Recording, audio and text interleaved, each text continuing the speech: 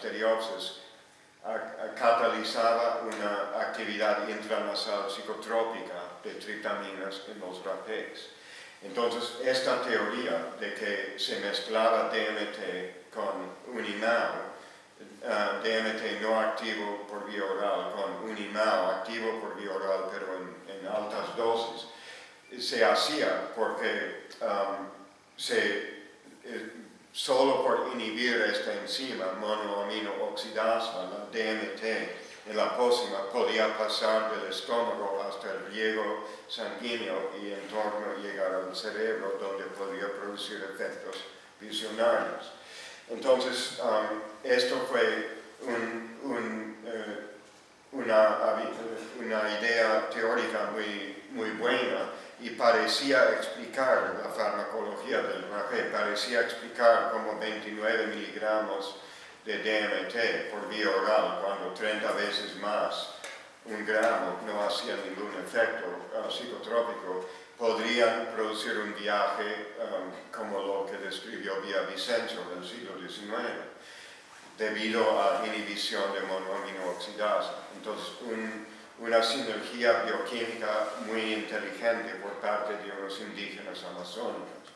Entonces, esta teoría llegaba a ser ampliamente aceptado y entró hasta en libros de texto, pero nadie jamás lo puso a la prueba, porque hay muchas personas que prefieren teoría que práctica. Yo prefiero práctica que teoría, y para mí la práctica es algo que entra muy después y tiene su lugar, pero hay que tener alguna cosa de experiencia para explicar mediante teoría.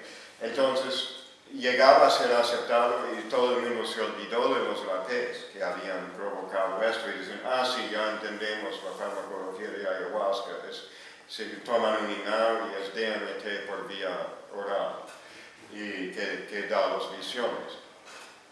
Pero no se puso a probar esto. Entonces, por fin, entrando en los años 80, acuérdense, era 67 que se propuso esto, 17 años después, en 1984, Dennis McKenna, un farmacólogo estadounidense, hermano del difunto Terence McKenna, cuando hacía su trabajo de doctorado en farmacología en British Columbia, Canadá, estaba estudiando plantas embriagantes chamánicos sudamericanos, amazónicos, en base a sus propias colecciones etnobotánicas.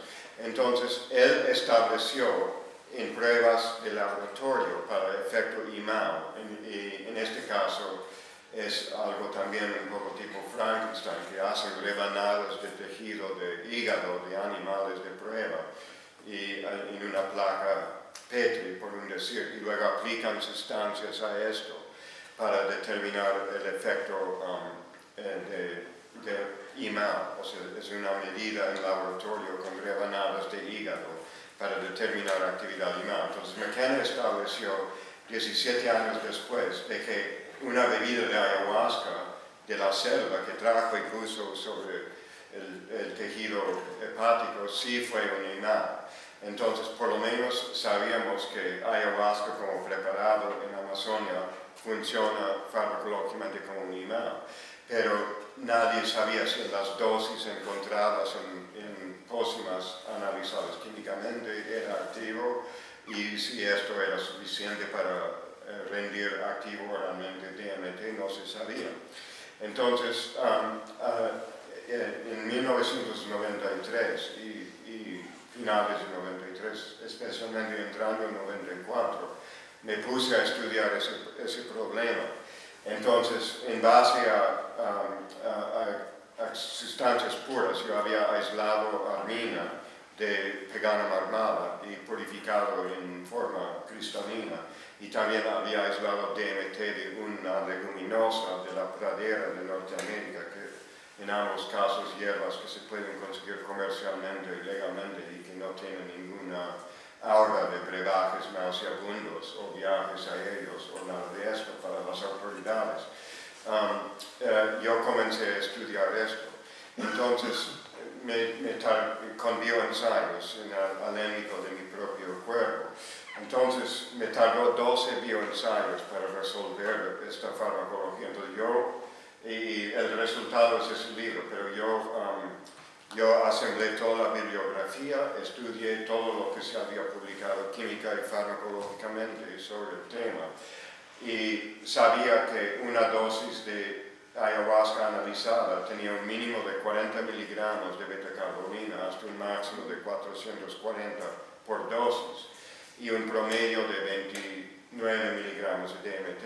Entonces, primero, con una dosis masiva de betacarbolina en la forma de 15 gramos de semillas de alarma, establecí que 30 miligramos de DMT era activo y psicotrópico por vía oral.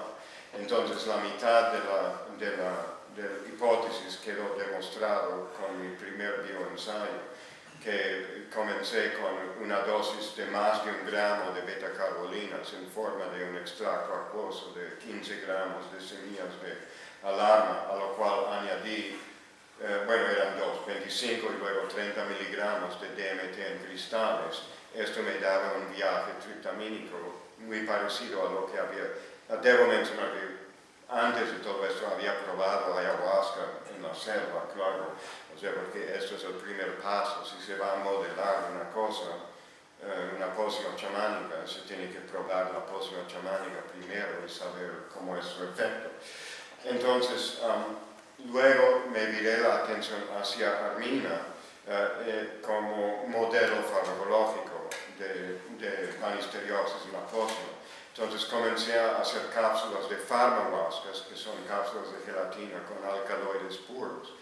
Y comencé con 40 miligramos de armina y los 30 miligramos de DMT, porque 40 era el mínimo encontrado en una dosis de ayahuasca.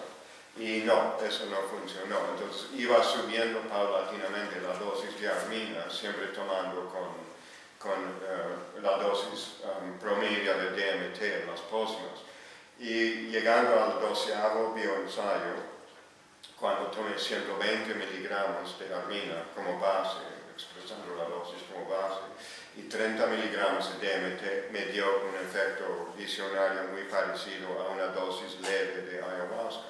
Y para ese tipo de estudio se tiene que apuntar siempre a la dosis umbral, porque para minimizar la subjetividad en evaluar potencia y todo, yo puedo detectar el nivel umbral cuando experimento los primeros síntomas en mi cuerpo de un efecto psicotrópico tritamínico, que es tinnitus, oigo tonos agudos, tipo tinnitus, y luego el comienzo de dibujos o arabescos o geométricos luminosos proyectados sobre superficies o con el ojo cerrado. Entonces se apunta hacia el mínimo, donde apenas cruza el umbral hasta lo psicotrópico. Y esto es algo que en experimentos posteriores se puede fijar y así establecer una base repetitiva. Y es muy válido, como la experiencia posterior ha demostrado. Esto sí elimina la incertidumbre de efecto subjetivo. Si uno estaba apuntando hasta un efecto muy recio, sería muy difícil comparar relativamente entre un viaje y otro, porque tiene mucho que ver con set y setting, con cómo uno se siente en el momento, el entorno y otros factores. Entonces, yo estuve buscando este efecto umbral y se dio con 120 miligramos de armina y 30 miligramos de DMT. Sabemos que la dosis promedia contiene 170 más o menos de armina o 50 miligramos más y luego 29 de DMT. Entonces, para mí esto ya era una corroboración farmacológica en el ser humano de la teoría de Homestead y Lindgren sobre la farmacología de estas bebidas.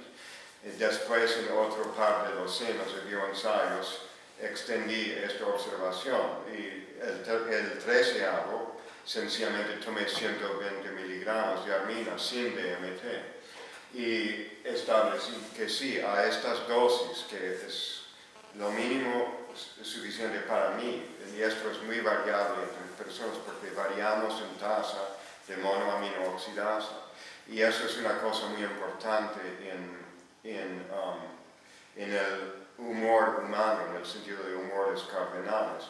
Tanto así de que una persona, yo ya me conozco como de bajo monoaminooxidasa, y esto se asocia con comportamiento de buscar drogas, con tomar riesgos, y entonces yo soy de este fenotipo. Y en otras personas puede requerir un poco más de beta-carbolina, pero esto es básicamente un mínimo humano, 120 miligramos. Y entonces 120 miligramos por sí solo actuaba como 5 miligramos de Valium, pero sí es psicotrópico y eso es importante en la farmacología.